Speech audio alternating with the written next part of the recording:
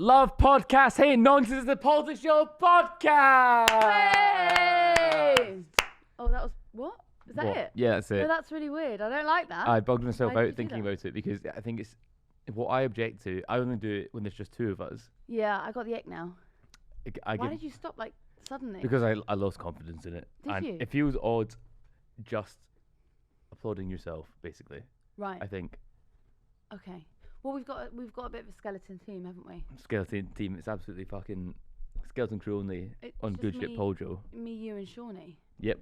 Is there anyone else here, Shawnee? Oh, sorry, Finn. And Finn. First on pod shout out for Finn, I think. Yeah. Yeah. Because everyone else quit, unfortunately. He's panicking because he's like, I'm meant to be at work. Yeah, Ava, how are you? Oh, so tired. Yeah. Just done. So I'm ready to. I don't want to be here. That's the big impression I've got today from Ava, is that she would really rather not be at work. What about you? I'm fine, yeah. I was in Scotland over the weekend, which was lovely. And then What was the best thing that you did in Scotland? had a massage. From who?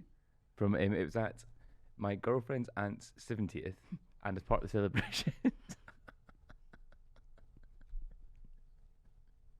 I'm not.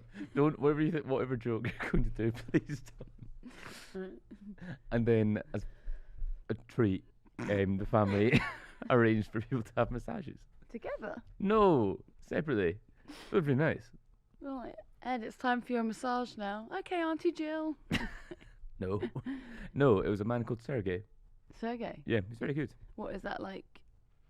Your girlfriend's mother's aunt's new boyfriend? No, he's a professional masseuse based in Edinburgh.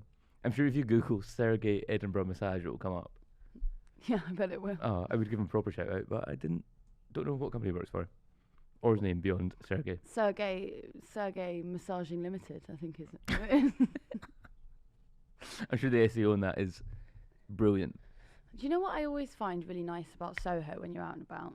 Speaking of massages, Yeah, is that sometimes you'll be out having a cigarette, well, outside like a pub or whatever, and then you'll look over and there'll be like one of those massage places, and you'll be like, it's so mad to me that people are still like soliciting sex here. yeah, Like, you think know. with the advent of like, dunno, Well, Advent, we are in Advent. aren't we? yes, So- with the advent of like, dunno, all the things that enhance sex work, I suppose, like online, there's probably an online booking system, something like that. You think people would have evolved past the need to go into a massage? Well, Are what there? you think they could book it? What they could do it at home, like Book- Deliveroo? or Book it, like- yeah, probably. Yeah. Almost definitely you can do that. Mm. But if you're the sex worker, you're probably a lot safer, or you feel a lot safer if you're in a massage parlour than if you're going to someone's house, right? Because in someone's Yes, I house, suppose, you I don't know suppose. the. But it's the fact is like there's even the front of the massage parlour. Yeah, and it has like pictures of like massages, Being like, And you, there's- I'm here for my aromatherapy. and there's like men coming out at 1 a.m, and they're like, "Whoo, I am relaxed. yeah." Was that That's a taking good A weight massage? Was it? off my shoulder. You really aligned your chakras there, did you? Exactly. Ava, we're here to talk today about two girl bosses. Very funny. Okay. We're talking to absolute powerhouses of feminism. Yeah. And breaking the glass ceiling, leaning in, all the feminist tropes. Mhm. We're going to talk about Miriam Cates and Michelle Mone. And their girl boss attitudes. Which feminist icon would you like to talk about first? I'd like to talk about the one who really smashed the glass ceiling. And she did this because she's a businesswoman in her own right. True. But all of the business money is in her husband's name. So she doesn't have any access to it. It's actually. So, I don't know. If you haven't seen this, we're talking about Michelle Mone and her husband, Doug Barrowman, who had the worst fucking interview, well, probably since Prince Andrew, with Laura Kuenssberg yesterday. Kind of thing, if I was publicly shamed, there's no way I'm sitting down for an hour-long interview with anybody. Well, I think that she felt compelled to do it because She's a girl boss. she is a girl boss and Uh-huh. she really thinks that she's done nothing wrong. Like, do you know when they're okay, we've had a slew of Tory ministers and we're going to talk about them on the next podcast that will be out on Wednesday. But there's like a slew of Tory ministers that will go out and say that they haven't done anything wrong, and then 2 days later cave and be like, I'm actually really sorry, I did do something wrong. Michelle Mone is like, I don't know what you're talking about, but just because I took £200 million from the government and now I am being investigated by the National Crime Agency, it does not mean that I've done anything wrong. Lying to the press, not a crime. No, Like that, that's her metric of whether or not something's fine or not, is whether it breaches criminal limits. Everything else before that is actually fine. There's a difficult conundrum for some of the right-wing media, because her like contempt for mainstream media, hot, right? But she is a woman. But then her husband does have control of the money, apparently. See that? What do you? How is he depriving you of this money? I don't buy it, first of all. I think she's kind of. I don't believe her. Let me just explain it to you really simply, because obviously you watched that interview and you didn't understand. So that's what I say to you before everything. Right. So back in May of 2020. Yep. PPE MedPro was contracted to supply. It was contracted with £80.8 million to supply 210 million face masks. Yeah. Yep. The second commission was for £122 million to supply 25 million sterile surgical gowns. Yes. All right. Now, what has happened here is she's made £60 million. Sorry, PPE MedPro has made £60 million profit. But that's not hers. No. And she'll only have access to that if her husband dies before her. And her children will only have access to that when they both die, and it goes through the estate. So if you could please refrain from blaming, from suggesting that she has any access to this money when it's only in her husband's name. In her husband's name. And she's going to fake his death. Yeah. Whoa. Not fake his death. She doesn't need Kill him. She doesn't need to. She's going to kill him. She doesn't need to. I liked it all being like, they just came across so badly. Being like, I'm a business guy. I don't understand Parliament. Yeah. What? Do you know? So are you thick? What is that what you're saying? What I quite like about it is, so what they kind of did was like a little bit of insider trading. And what's wrong with that? What's wrong with that? Yeah. Is that illegal? Is it? Anyway. Is it illegal? So also an important part of this story is the £122 million that was given to them to supply 25 million sterile surgical gowns. PPE MedPro supplied non-sterile gowns that were not fit for surgery. And look, I think they got the brief. They were close on the brief. Because instead of sterile, they gave non-sterile. And like, that's similar. You know, it's got the same word in it. You know when you do maths at school and come back and you'd get credit even if like the carried error. You made one mistake like halfway through the sum, and then carried error, you get 3 out of 5. 3 out of 5. Yeah. That's close. Yeah. Maybe not £60 million profit. Maybe like 3 out of 5. That'd be... Maths would be about 37.5 grand. No, 37.5 million pounds. Yeah, and you've just got yourself a GCSE maths. I don't think I did. I don't think I did my carried error. See, do you think how... What I thought was bizarre was, or just contemptible, was... Out of all of this? No, the whole thing obviously is contemptible. But that's the point I'm making, being like, I turned to Doug and said, we can really help at the beginning of the thing. No, what you said was, we can make a shit ton of cash. You weren't there. From there. You weren't there. Obviously, what they've done here is taken the taxpayers' money and they have taken a profit from it. So if you can't see that is helpful for the taxpayer, your eyes and ears are closed. It's also as well, I think, what is... It doesn't even enter their heads, or I don't think even Laura Kuenssberg really touched on this, was that they didn't necessarily need to make a profit on it at all. They could. Why didn't they just, don't know, or feed that back into the NHS? Yes, or see if this was genuinely from the goodness of their own hearts, which I don't think anyone thinks at all. they could have put the money into back into the NHS. They could have done a Captain Tom of it. Or and what everyone they would could be have done was building them actually a spa. supply sterile gowns. So you know when Yes, also that. They could have checked. you know when they supplied those gowns and they weren't adequate, they could have gone, oh, well, we made £60 million profit here, so we're going to reinvest that money and bring you sterile gowns. That's what we'll do. Yeah. But she's furious today. So, look, if I'm hypothetically Michelle Mone's lawyer, I'm briefing her to keep talking, because the more that she talks, the better it all gets for her, obviously. Yeah. She's I doing don't really know well. about you, but over the last couple of days, I've really come around to her way of thinking. They're calling her the People's Princess. They are. People's And Baroness, I suppose. but what I quite liked is that the yacht was not hers. So do you remember when she posted that yacht Yes. photo? And she was No, the caption of that was great. yeah, the caption was like, oh, it's hard being in business. But sometimes it pays. Yeah. Fuck off. And now she's saying that the boat isn't even hers. So I'm like, oh my God. So either it is your boat, Mhm. and it's like, what the hell? Or you rented that boat for clout, and that's even more embarrassing. Wait, That's what- like going back to your school reunion and going to Enterprise and renting a car to pretend that you're really wealthy. Come on, it's fine. What car are you renting at Enterprise to pretend you're really wealthy? Enterprise have quite a wide range, I imagine. Are you spokesperson for Enterprise? No, I'm not. I'm absolutely not. Anyway, so she got community noted yesterday. So good. So firstly, she got community noted, where it said, explain Michelle Mone helped PPE MedPro secure £122 million contract to supply hospital gowns, later deemed defective, not sterile, and unsuitable for the NHS. She quote-tweeted it. This community note is biased and factually incorrect. That also got community noted.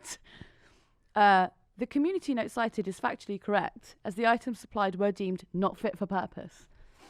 Now she's going after Michael Gove. She's tweeted, Michael Gove and Sir Chris Wormald approved the purchase of 5 years of supply of PPE when the remit was to build up only 4 months. They oversaw huge waste in PPE contracts. They have both had questions to answer for a very long time. So does she. Yeah. So does she. The big question being, if you're aware that you were supplying 5 years worth of PPE that wasn't needed, why didn't you raise that at any point? Because she's a businesswoman. Sorry. She was. You're right. The thing about being a businesswoman is if you're given business, you can't turn it down. Right. Because the customer's always right. The customer is always right. Who is the customer in this, by the way? The government. They're the customer. I think so. So they're the facilitator and the customer. You know what's mad? Did they ever think to go to a company that already has a factory that makes things like this? I'm sure that was the first thing they did. No, because do you remember when Dyson offered to make the ventilators? Mm-hmm. And we were like, that makes sense because Dyson builds things Engineering. that suck. So I'm sure it can build things that blow. And that makes, it's obviously, it's across the whole, Sucking and blowing. it's across the sucking and blowing thing. Yeah. Are you? Right, now we're all up to speed. But what business did they have with creating hospital gowns? I suppose. I hate. I'm going to be fair to Michelle Mone. Mm-hmm. I suppose her background is in textiles and manufacturing, as in she built was it Ultimo, that bra brand. That was hers. So she does have a background in manufacturing clothes. The gowns aren't like clothes. The gowns are like No, I know, but disposable. okay, yeah, I suppose. Okay, so no credit to Michelle Mone. And okay, so say she creates underwear, she creates a bra. Mm-hmm. That's like saying I can make a paper airplane, now I can build a house. They're just Well, it would give you a good start. We have to start from somewhere. Dream big. I think this is the problem, is that people are trying to do down her Thatcherite entrepreneurial spirit. Who says she can't build PPE? Who says she couldn't have stopped the pandemic? well, she couldn't provide clean PPE. That was the biggest part of it. I wonder how unsterile it was. It just Like- turned up covered in feces. Yeah. Do you think this matters? No. Yeah. No, they'll take it. This is fine. They'll take it. Yeah. I was on the train back down from Glasgow this morning, and I was watching the interview on my phone, and the train guard or whatever stopped me, looked at it, and just was like, I hate her. Oh. Hate her. I think it's had some. It's kind of done. If people are approaching strangers in this on a train to discuss it, Cut through, hey? huge cut through for Michelle Mone. There is. I just think there's this huge looming question about that £60 million. That should surely, if you had any conscience, that should surely come back into the public purse, shouldn't it? Why did you get to cream off the top of it? I really don't understand that. It's profiteering. Am I missing something really fucking obvious here? Like, No, you're not. like- As in that's what the funniest thing is, that everyone agrees this was a vile thing to do and profiteering and completely immoral. It's just Michelle and Doug that seem to think that it was in any way appropriate, and the reason they think it was appropriate is because they got filthy fucking rich off of it. So let's go through this a little bit. So in December 2020, The Guardian revealed that MedPro's contracts were processed via the government's VIP lane, right? Mm-hmm. So they start reporting that there has been a VIP lane, which has basically been friends of cabinet ministers have been texting, and that's how they have been fast-tracked through the procurement process. So rather than contracts going out to tender, they've instead just been allocated. Now, at this point in time, you could make a reasonable argument here that you needed PPE pretty quickly, and it would make sense to just go for the quickest option possible, because if everything is not for profit, it doesn't really matter, does it? Anyway, a year later, the government made public which companies were awarded contracts via the VIP lane. The list revealed that Mone did introduce PPE MedPro to her fellow Tory peer and then Minister Lord Agnew. But this is when Mone starts to get a little bit upset. So then throughout 2022, she's denying it to the press, but she's not doing it personally. A lawyer is sending, threats. Yeah, they are threats. Yeah. Is it Jim Pickard, wasn't it, at the FT? I think so. Who was receiving a couple of these threats. Basically, it was like, publish it and we'll... sue you to the ground. Yeah. And what her excuse for that is that so at the end of December, as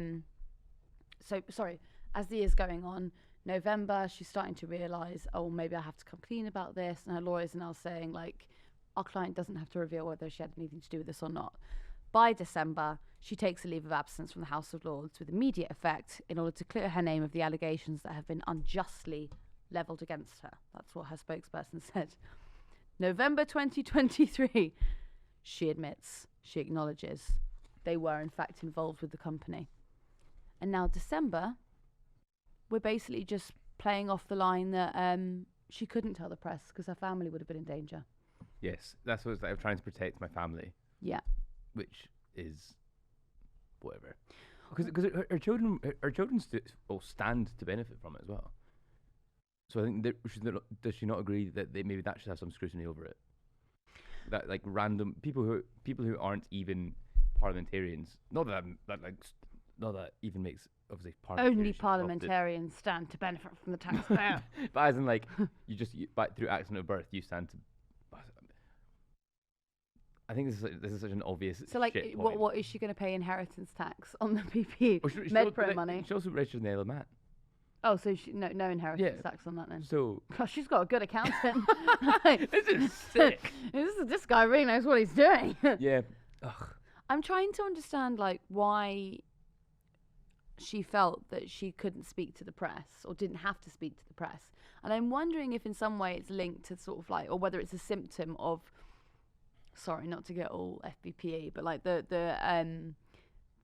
plethora, the many lies that were told by the Boris Johnson administration to the press at the time. I mean, and perhaps there was a culture created that was just freewheeling. I think it's maybe a separate thing because I doubt she's not in the Johnson circle or was really involved in the government at that time.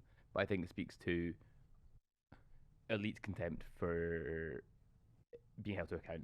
In general, like she's a multi-millionaire girl boss. That's how she thinks of herself. That's how she would like to be. She views herself as she came from a working class background and has become a multi-millionaire. She's in the House of Lords. That's how she thinks her story should be told at every opportunity. I think that's fine. You can have that story. But I think she thinks that should preclude all other discussion of anything she's ever done. Yeah. She gets carte blanche to do whatever she wants because she was the girl from the East End of Glasgow who made good. So what the argument is, there are people out there who are on universal credit, and all she's doing is taking £200 million off the taxpayer. Yeah. So who's the enemy here, really? And also, those people could also have £200 million if they just like lent in a bit. Yeah. That's the point, isn't it? Yeah. What do you think we could make? What, to sell to the government during the Yeah. pandemic? We could have done disinformation and been like, Nice. and we'll be like, we'll stop if you give us £100 million. Yeah. Maybe that's something like the anti-vaxxers didn't really think about, like the business opportunities, being like, well, we'll tell the government if you give us enough money, we'll stop, like blackmailing them into. Maybe we should have just done their socials. Maybe. Do you remember how big like Wembley lasagna went? Yeah. Do you think that was an attempt to be like? I think the Wembley lasagna was a distraction from the Michelle Mone MedPro PPE company. I think that person had a Scottish accent as well. So So you know the 122 million. Okay, so the Wembley lasagna, in case you're not familiar, is that they basically they're familiar. They built lasagna in Wembley Stadium, right? And it was to feed everyone during the pandemic, and it was great. But you see, what happened with all the hospital gowns that were meant to come into the NHS from PPE MedPro? You know, like when you get lasagna from the shop, like from the microwave, and it's got a little film over the top of it. So like they used all the hospital gowns that Michelle Mone created, and they made this like plastic film over the top of Wembley Stadium, and then you know like you prick like three holes in it or whatever, and then the sun cooked the lasagna. So anyway, then she goes to take these hospital gowns down to the NHS, and they're like, you can't use these are covered in cheese. This has got bechamel on it. Why you can't These aren't use sterile. These absolutely are not sterile. Oh, and the lasagna's gone off too. You've left that out in the sun. Do you think we're done with Michelle Mone? Stupid thing I've said. I enjoyed it. Right. Talk about Mary and Kate's. I want to briefly talk about the Senate room thing. I bet you do. If you haven't seen, I think this is just funny. Essentially, a congressional staffer in the US has been accused of making a sex tape in a room in the Senate. Ed wouldn't let me watch it in the office earlier. Because it's porn. Right, but it's for research. Well, I don't know. I don't think you should watch porn at work. Okay. Oh, sorry. I'll wait till I get home. I'm in the privacy of my own bedroom. What do you mean? Like, okay. What do you mean? I don't know. Drawing the curtain so I can watch the Senate video. Yeah. And then text you. Oh, that's great, that. What the? I think it's very funny. I just think it's... He's claiming homophobia now, right? So, first of all, the guy in question denies it, but also he claims he's being persecuted for who he loves, for being with, quote, who he loves, which is in relation to his sexuality. And it must be said, these allegations did come from, like, right-wing sources. So perhaps there's an element of homophobia in the allegations. But I don't think it's homophobic to say you shouldn't have sex in the Senate. I'm really with you there. I'm like, if you wanted to prevent this, I probably wouldn't have sex in the Senate. And filmed it. And filmed it. Yeah. That's what... I think that's maybe the main issue is... That would be like you having sex in Holyrood and filming it. Oh, yeah, it would be. And then like Douglas Ross releasing the tape. Him behind the desks. Peering up. Ed's back on the podcast like, it was a homophobic attack. Whoa, this is an attack on who I am as a person. Fellas, is it illegal to have sex over the First Minister's desk? Fellas, is it gay if I have sex with a man in Holyrood? No. No, I don't think so either. Unless you want it to be. Okay, so that's something I think to think it's on. subjective. Let us know what you all think. Should people be allowed to have sex in the House of Commons? A lot of people do have sex in the House of Commons. But I suppose they're not filming it. Well, maybe they are. We don't know that. We just haven't seen the tapes. I think they are filming it. Yeah. There was Cleo Watson, who was at one point Boris Johnson's advisor, wrote a really salacious book that came out earlier this year detailing like... A novel, it must be said. It was a novel, sorry, it was a novel. and there was lots of sex scenes in it. Mm-hmm.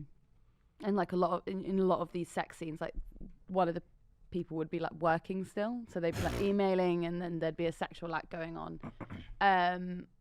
And she said it had nothing to do with Parliament. It just came to her. And like, I don't know, guys. There's a lot going on in those House of Commons. Yeah, and they are a law unto themselves. They are a law unto themselves.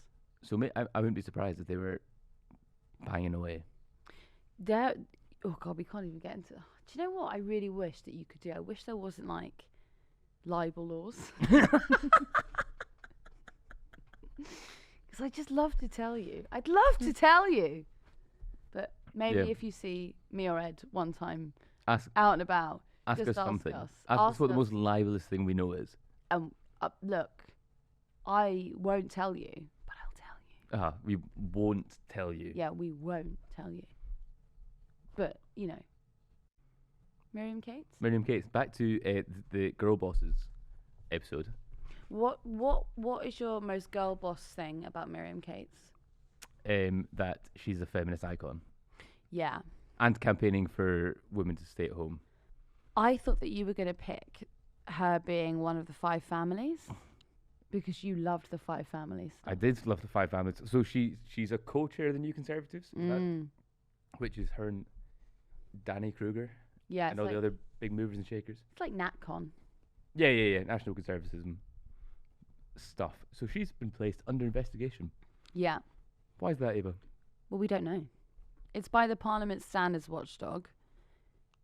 According to the watchdog, she's caused significant damage to the reputation of the House as a whole or of its members generally. So that's what the Commissioner has said. Mm-hmm. But because it's open, because the inquiry is open, we're not allowed to know what it's over. Do you think she was... No, don't make an assumption, because now we're trying... Do you think she was having sex in the House of Commons? No, I don't. You are so stressful. He's only stressful because of legality.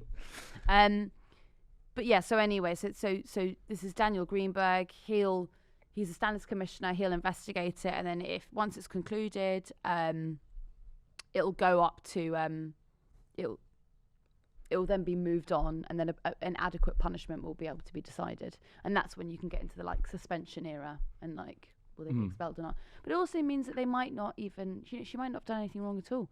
It might have just been referred to the standards commissioner, and the standards commissioner might clear her altogether. What is the scope of what she could have done? Then I could. But am I not getting into? Sorry, I mean like not her specifically. I mean, what are the parameters for investigation for any MP? I suppose that's what I'm asking. Okay, so it could be anything from not reporting a gift on the Register of Ministerial Interests, or it could. Sorry, on the gifts, Register of Ministerial Gifts, or on the Register of Ministerial Interests, you might not have reported a particular job that you've been given that has a conflict with your current role. So, like, for example, if you were sitting on the Defence Select Committee, you would not be able to be also head of BAE systems. That would be that would be a conflict of interest. That would be a conflict of interest. And it's something they should probably have known before. Well, you just couldn't let them know. You just go in there and you go, look, guys, thing is, I'm running this Defence Select Committee, and we're scrutinising the Foreign Sec. I've got a lot of time with him, though, and I'm creating some good weapons here. And I really don't want you guys harshing my deal. No. And look, Michelle Mone would probably explain to them that you did nothing wrong. Because all business is good business. And you went through your husband, so it doesn't matter. Absolutely. So you need to be married to a man. You just got to smash the glass ceiling and be married to a man. And live on the Isle of Man. You don't have to live there. You just got to put your funds out there. Yeah, true. And you've got to have a good I think she does live there, to be fair to her. Does she? I'm being very fair to Michelle Mone. Gosh, you really like her, don't you? Yeah, I think she's great. Yeah. One of my all-time favourite baronesses. One of your all-time favourite baronesses? Another person, so 8 MPs are currently being investigated by the Standards Commissioner. You might remember Bernard Jenkin, Tory MP, who sits on the Select Committee, the Standards Committee. Yep. Yeah? He was found to have been at a lockdown party. Oh, yeah. And he's being investigated for that because he was at the... that seems to be dragging on a bit. He was cleared, but he's now being investigated by the by parliamentary. Right. And he was one of the people who obviously finished Boris Johnson and was like, you've brought this house into disrepute and you absolutely should not have been partying during lockdown. And so Guido Fawkes and all that were like, ho, ho, ho, look at the turntables. See how you massacred our boy, we're going to massacre you. Why are they all so shit, Ava? Why is there so much parliamentary misbehaviour, poor behaviour? They all seem like dickheads who can't behave properly. I was thinking about it earlier when I was reading The Eye, because I was reading this MP who was talking about what the 70s used to be like in the Commons, and he was talking about how there was so much more drinking and it was a lot looser and whatever. And I think that maybe there are people who are perhaps familiar with the culture more so than like people who don't have like a birthright to getting into the trade, but you know, like we're more familiar with it growing up or whatever, who still think that the 70s applies now, and so they're acting in the sort of salacious way. I don't know. I think like pre-Profumo, how the existence of bad behaviour and the over drinking and over familiarity and sexual misconduct, it reaches kind of all corners of Parliament, kind of regardless of background, and it just seems. It seems absolutely astonishing that it would maybe it would even be better if they went back to the 70s and we're like fully like, oh yeah, no, this is it. We're just drinking all the time and we're behaving terribly, instead of this like half-arsed like we're going to try and clean ourselves up. Well, and then they just don't. They just fail. It was really the expenses scandal that screwed everything up, because it kind of blew open the. I guess it called for a level of transparency that a lot of people in Parliament didn't want. Yeah. And so they just had to give into it. Well, like Parliament was extremely opaque, wasn't it? Especially before the freedom of information requests came in, and you actually couldn't. You know, most of the information, like Michelle Mone, we wouldn't know anything about her if it hadn't been for the freedom of information requests. When was that? 2001? Is that right? Oh, the Act. Sorry, yeah. The Act came in? At the minute they submitted them in 2001. Oh, yeah. Like, no, they didn't. No. You wouldn't know anything without that. And I guess Parliament has always been opaque, and there are many members of Parliament who predate that 2001 Freedom of Information and the expenses scandal, or got away with it during the expenses scandal, and are like, why would I want to be transparent? Why do I need to be transparent? They've been my life rules. Yeah. I bought this duck house. I've been doing the same thing for the past, 30 years, which is I come back to Parliament on a Tuesday at 12 o'clock. I vote at 8 p.m. Tuesday, and I drink port the rest of the time. And then I go home after PMQs on Wednesday. I collect my £89,000 check. I've developed gout. Yeah. And I'm having 10 affairs. Yeah. And all I'm doing is, and I must turn up to that debate next week when they want that universal credit uplift, because they can suck on my, And I've written a very witty question for Prime Minister's questions as well. Oh, Prime Minister! Prime Minister, could you tell me why you look so handsome today? Would you agree that we need to refrain from the universal credit uplift because we need to subsidise the parliamentary canteen? Prime Minister, we have not had grouse here in decades.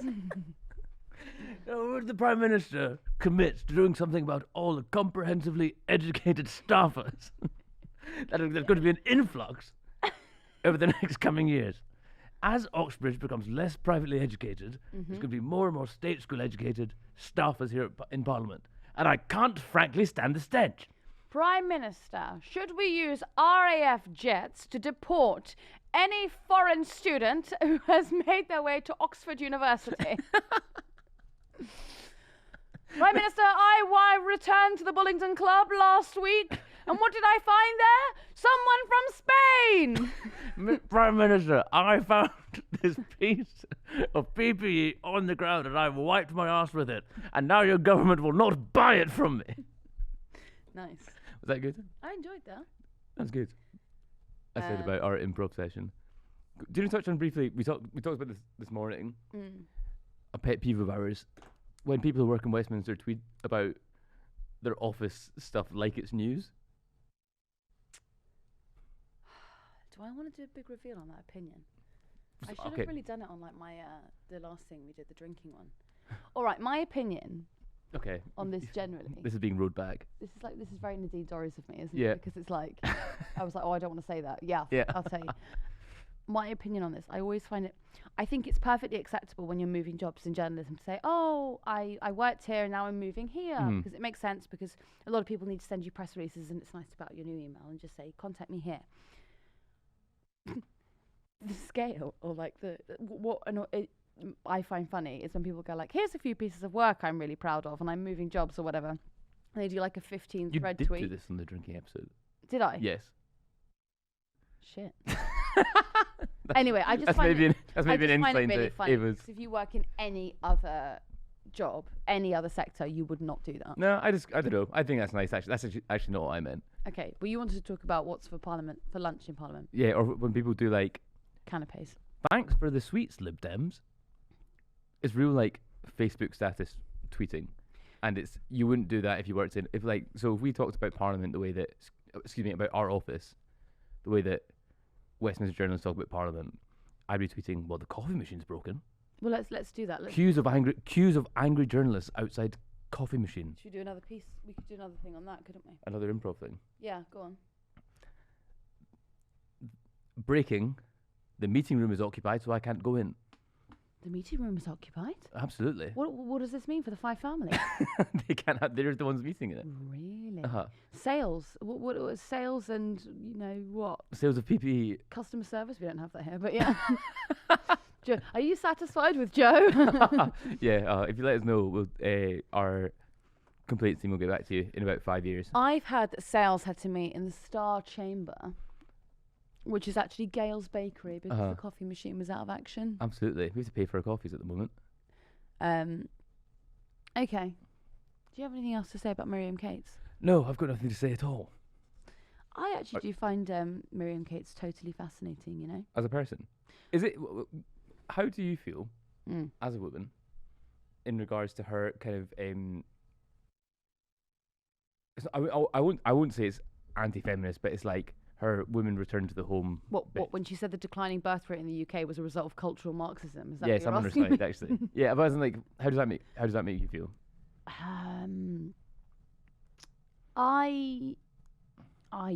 just think that it's so ridiculous to me, because she's only allowed to say that because she is a working MP, and she it's just so farcical to me that you would say something like that when you are not doing those things. Do you know, that a lot of the right-wing commentators have this as well. They'll have huge platforms or columns or whatever, and they'll be talking about the declining birth rate and how women don't want to be housewives anymore. It's like, well, you're not a housewife.